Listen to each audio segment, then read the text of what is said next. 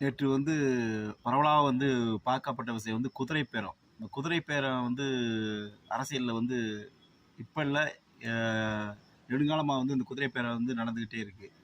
இது வந்து பார்த்தீங்கன்னா, 1820லயே வந்து இந்த குதிரை பேரம்ன்றது அப்பயே நடைமுறைக்கு வந்திருக்கு. குதிரை பேரம்னா குதிரைய போர்களுக்கு வந்து குதிரைய வாங்குறதேன்னு சொல்லுவாங்க. அப்ப வந்து அது பார்த்தீங்கன்னா, குதிரைய வந்து ஒரு பேரம் பேசி வாங்குறது தான் அந்த குதிரை பேரம். அது வந்து குதிரைய வந்து குதிரைய கழுதைய வந்து குதிரையா மாத்தி கூட காட்டி, இந்த மாரி வந்து விலைக்கு வாங்குறதே அந்த குதிரை பேரம்ன்றது. குதிரை பேரம்ன்றது இப்ப அரசியல்ல வந்து பார்த்தீங்கன்னா, ஒரு அ அரசியல் அமைக்க ஒரு கட்சிக்கு வந்து எம்எல்ஏ வந்து ஓட்டு வந்து கம்மியாக இருக்கும்போது, மற்ற கட்சியினருடைய எம்எல்ஏக்கள வந்து விலைக்கு வாங்குறதே குதிரை பேரம்ன்றது. அது வந்து நேத்து தமிழ்நாட்டு அரசியல்ல வந்து அ பரவலாக வந்து பேசப்பட்ட அந்த விஷயம், குதிரை பேரம்.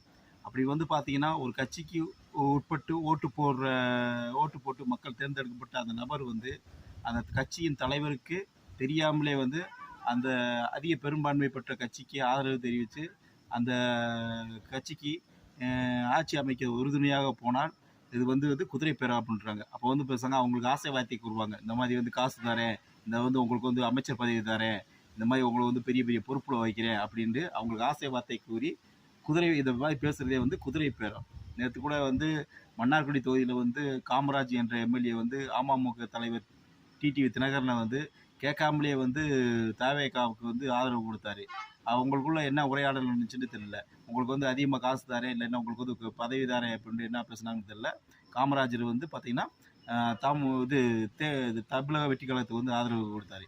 இது மாதிரி வந்து குதிரை பேரம். இந்த குதிரை பேரம் வந்து இன்னைக்கு மட்டும் நடந்ததில்ல. அன்னையிலேருந்து இன்னைய வரைக்கும் நடந்துக்கிட்டு இருக்கு. இந்த குதிரை பேரத்தில அந்த அரசியல் கட்சியை சார்ந்த நபர்களிட அந்த தலைவர்கிட்ட இருந்து பெர்மிஷன் இல்லாம மற்ற கட்சிக்கு ஆதரவு தெரிவிக்கிறதுனால வந்து 10வது அட்டவணையில் 52வது சட்ட திருத்தத்தின் மூலமாக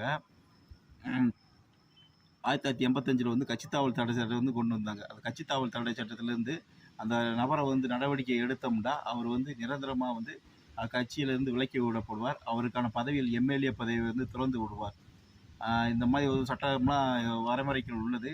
அதை தெரிஞ்சுட்டே ஒருத்தவங்க என்னங்க குதிரை பேரம் பேசி மற்ற கட்சியில் உள்ள நபர்களை வந்து இழுப்பாங்க. அந்த நபரோட கொள்கை எதுன்னு பார்த்து மக்களுக்கு வந்து ஓட்டு போட்டிருப்பாங்க. ஆனா வந்து பார்த்தீங்கன்னா, அதவே துறந்துட்டு மற்ற கட்சியில போய் சேர்ந்து, மற்ற கட்சி நபர்களை ஆதரித்து, அ ஒ அவர்களுக்கு வந்து ஆட்சி அமைக்க உறுதுணையா இருக்கிறனால, அவர் வந்து இப்ப அவருக்கு என்ன பயன் நம்ம பெறப்போறோம் அப்படின்றத நெனச்சுதான் வந்து அவர் வந்து அந்த கட்சிய வந்து சார்ந்து வந்து போறாரு.